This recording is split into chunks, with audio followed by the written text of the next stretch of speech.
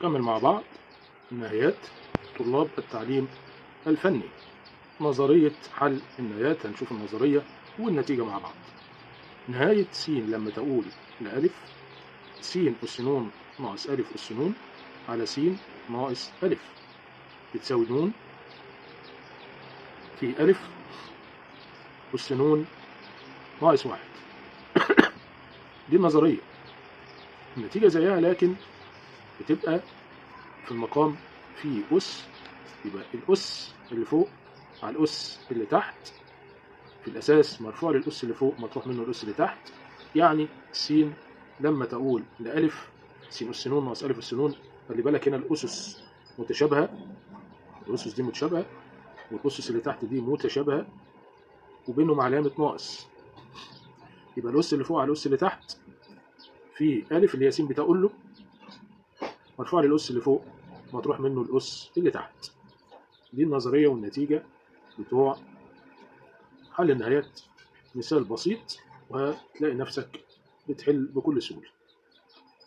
نهاية س لما تقول لي 3 س أس 4 ناقص رقم اللي هو 81 س أس 2 ناقص رقم.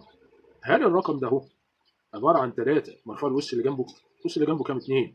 طب لو شلنا الرقم ده وحطينا 3 أس 2 هل هو 9؟ 3 أس 2 ب9.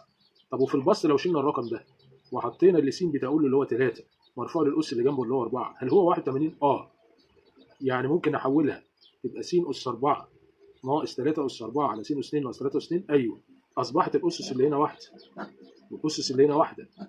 يبقى الأس اللي فوق على الأس اللي تحت في الأساس اللي س بتقول له اللي هو الرقم ده أهو مرفوع للأس اللي فوق مطروح منه الأس اللي تحت. 4 على 2 طبعا فيها الاثنين، و4 ناقص 2 ب 2 3 أس 2 9 2 في 9 ب 18. بكل بساطة وبكل سهولة، ما توجعش دماغك بأكتر من كده. تعال نشوف كمان مسألة.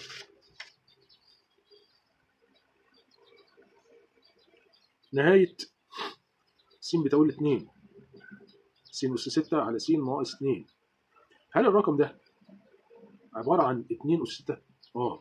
2 أس 2 ب 4 في 2 في 8 في 2 16 في 2 ب 32 في 2 ب 64. إذا ممكن أشيل ده خالص وأحط 2 أس 6. هنبص نلاقيها بقت س أس 6 ناقص 2 أس 6 على س ناقص 2. يبقى الأس اللي فوق على الأس اللي تحت في الأساس اللي س بتقول له مرفوع الأس اللي فوق مطروح منه الأس اللي تحت. 6 على 1 ب 6. 2 أس 5 ب 32. يعني إيه 2 أس 5؟ يعني 2 في 2 في 2 في 2 في 2 2 في 2 ب 4 في 2 ب 8 في 2 ب 16 في 2 ب 32 اللي هي 2 أس 5. 32 في 6 ب 192. شوف كمان مسألة ويبقى كده أنت بقيت 10 على 10 في تطبيق حل النهايات بالنظرية. س أس 3 ناقص 8 س ناقص 2. هل ال 8 دي هي 2 أس 3؟ 2 في 2 ب 4 في 2 ب 8. يبقى أشيل ده وأحط 2 أس 3. تمام. يبقى س أس 3 2 أس 3 مكان ال 8 س ناقص 1. الأس اللي فوق على الأس اللي تحت. الأس اللي فوق متشابه أهو على الأس اللي تحت 1 في الأساس اللي س بتقول له مرفوع الأس اللي فوق اللي هو 3 ناقص 1. 3 على 1 ب 3. 3 شيل منهم 1 ب 2. 2 أس 2 ب 4. 3 في 4 ب 12.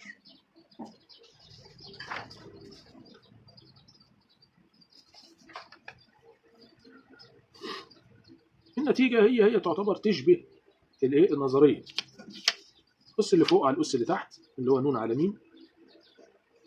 الأس اللي فوق على الأس اللي تحت ن على م في الأساس مرفوع الأس اللي فوق مطروح منه الأس اللي تحت.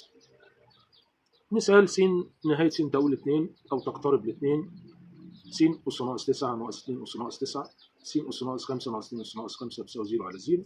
ماشي. النظرية بتقول ن على م في ألف أس ن ناقص م. ن اللي هي الأس اللي فوق على م اللي هو الأس اللي تحت أو ناقص 9 على ناقص 5 في الأساس اللي هي س بتقترب إليها وتقول إليه اللي هو 2 في المسألة. الأس اللي فوق ناقص الأس اللي تحت. الأس اللي فوق ناقص 9 ناقص الأس اللي تحت ناقص 5 ناقص بتاع النتيجة ناقص يديني موجب 5 ناقص بتاع النتيجة وكمان ناقص بتاع الأس الاثنين يدوني موجب. يبقى 9 على 8. كمان مسألة نهاية س تقول ناقص 2 أو تقترب لناقص 2. طيب أنا عاوز دي تبقى ناقص 2 أس 5. يبقى هخلي دي في قوس ناقص 2 وبره ناقص عشان تبقى ناقص وناقص تديني الموجب ده. يبقى الأس اللي فوق كله بقى 5، الأس اللي تحت اتعمل عليه نفس القصة 3. 5 على 3 في ناقص 2 أس 5 ناقص 3.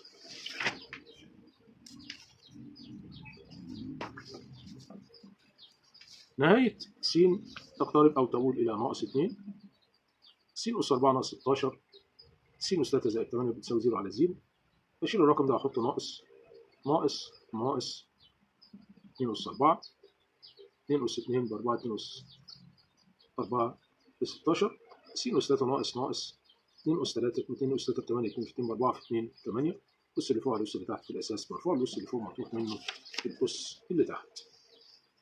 ناخد حاجة ظريفة جدا هتنبسط منها اللي هي نهاية ما لا نهاية. قبل ما ندخل في الأسئلة، ما لا نهاية على ألف يعني ما لا نهاية على أي رقم بما لا نهاية. يبقى ما لا نهاية على 1 ما لا نهاية، ما لا نهاية على 2 ما لا نهاية، ثابت أي رقم. وألف اللي هو أي رقم على ما لا نهاية، أي رقم على ما لا نهاية يديني صفر. تتحل إزاي مسألة الما لا نهاية؟ هي بتبقى بسط والمقام، بنقسم بسط والمقام على س المرفوعة لأكبر أس. بسيطة جدا جدا جدا ومش محتاجة لف ودوران. نهاية س لما تقول لي ما لا نهاية 5 س أس 4 زائد 3 س أس 2 زائد 4 على 2 س أس 4 زائد 2 س ناقص 1. أكبر أس هنا كام؟ 4. نقسم كله على س أس 4، س المرفوعة لأكبر أس. يبقى هنيجي هنا كده 5 س أس 4 على س أس 4، 3 س أس 2 على س أس 4، 4 على س أس 4. ده كده في البسط. في المقام 2 س أس 4 على س أس 4، 2 س على س أس 4، 1 على س أس 4. بعد كده اختصر، ارجع كده معايا خطوة. س أس 4 تروح مع س أس 4 يتفضل 5. س أس 2 يروحوا مع س أس 2 من الس أس 4 يتفضل 3 على س أس 2. ودي تفضل زي ما هي. دي تروح مع دي يتفضل 2. واحدة من دي تروح مع واحدة من دي يتفضل س أس 3 يبقى 2 على س أس 3. ودي تفضل زي ما هي. ودي في المقام زي ما هي. وبعدين اشيل كل س واحط ما لا نهايه، واي حاجه على ما لا نهايه بصفر. اي حاجه على ما لا نهايه بصفر. اتفضل 5 على 2 ب 2 ونص. وبكده يبقى خدنا نتيجه ونظريه ونهايه ما لا نهايه. مع تحيات مستر محمود. مع تحيات مستر محمود. انتظرونا في بقيه مراجعه الرياضيات.